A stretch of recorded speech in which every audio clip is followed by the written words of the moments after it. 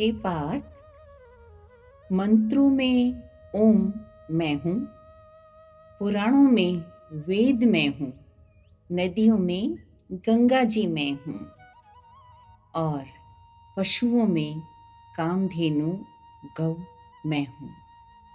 जय श्री कृष्णा। मैं दुर्गा वासुदेव।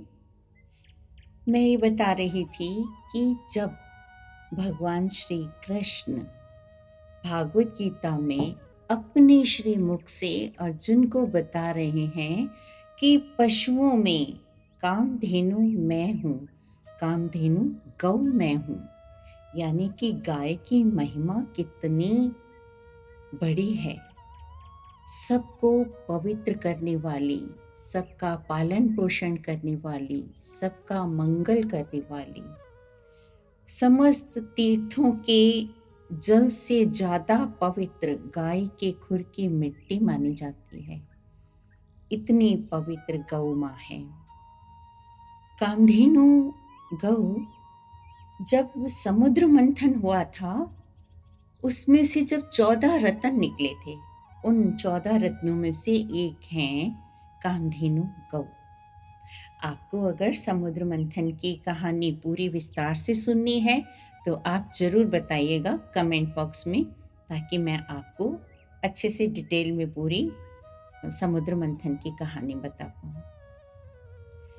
तो कामधेनु गौ जब निकली थी, तब देवताओं और दैत्यों ने उस गाय को ब्रह्मा जी को दे दिया था, और ब्रह्मा जी ने ब्रह्म ऋषि वशिष्ठ जी को दे दिया, क्योंकि ब्रह्म ऋषि वशिष्ठ जी जो थे वो यज्ञ स्वयं भी करते थे और समस्त ब्राह्मण जो यज्ञ करते थे उन सबका भी सहयोग करते थे।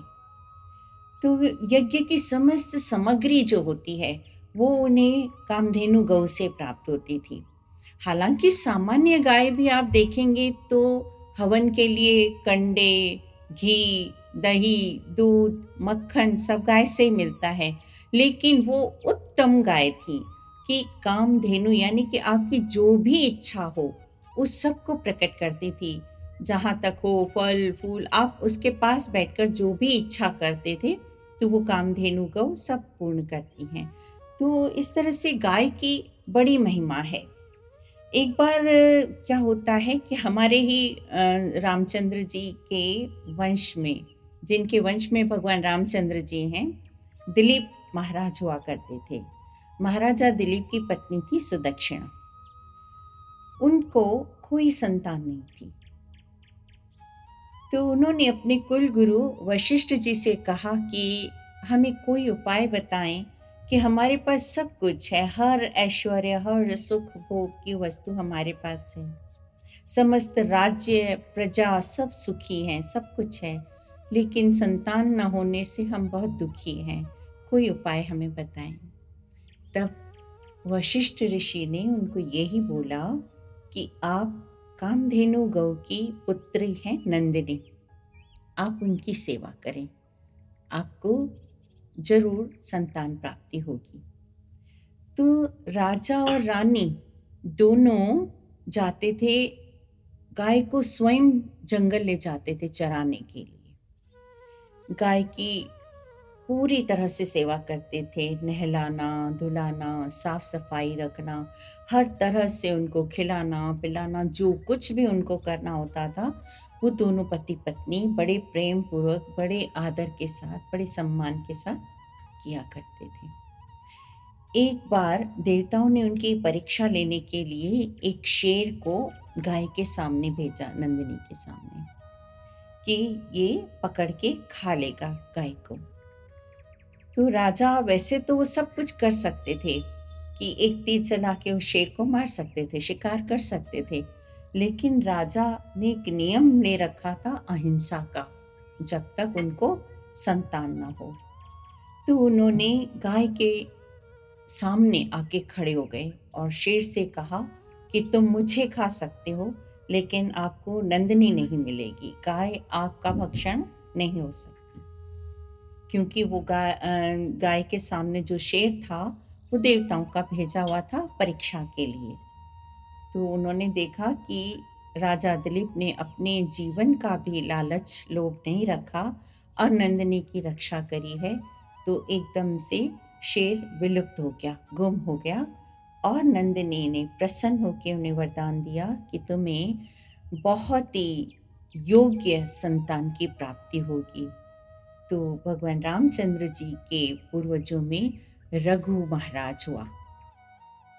जो रघु महाराज थे उनका जन्म हुआ था नंदिनी के आशीर्वाद से।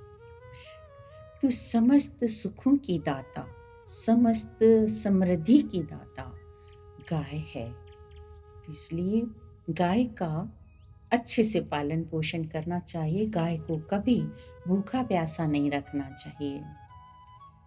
कहते हैं बड़े लोग कि 7 सुखों की दाता गाय है। और ये 7 सुख कौन से होते हैं?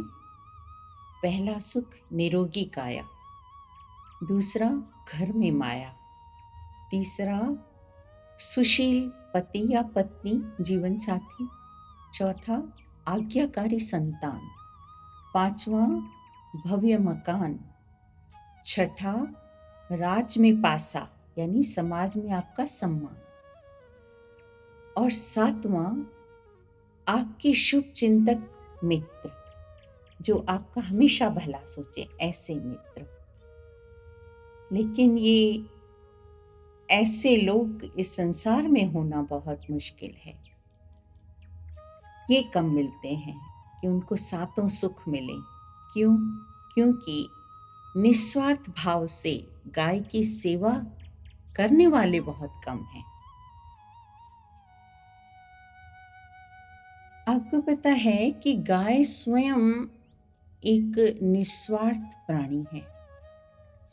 भैंस के आगे जब तक आप चारा नहीं रखेंगे वो दूध नहीं देती, लेकिन गाय बिना चारे के आपको दूध देती है।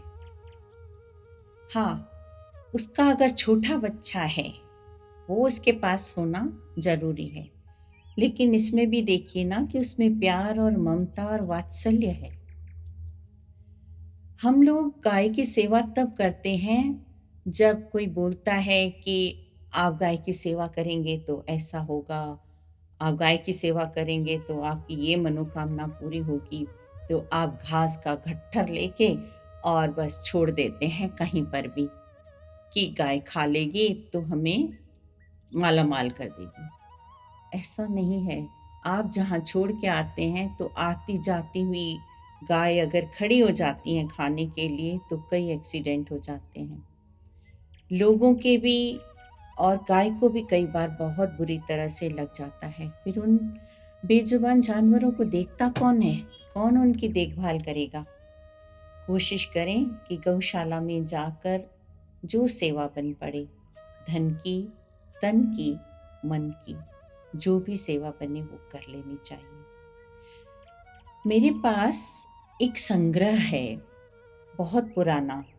लगभग 30 साल पहले एक प्रतियोगिता हुई थी जिसमें मुझे ये उपहार स्वरूप एक किताब मिली थी। इस पुस्तक की स्थिति बता रही है कि ये पुस्तक कितनी पुरानी है।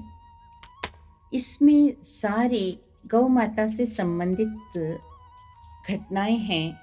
जिसने निस्वार्थ भाव से सेवा करी है उसके जीवन में क्या क्या घटा है, ये उससे संबंधित है। कल से मैं आपको इसके बारे में एक एक घटना आपको पढ़ के सुनाऊंगी। जय श्री कृष्ण।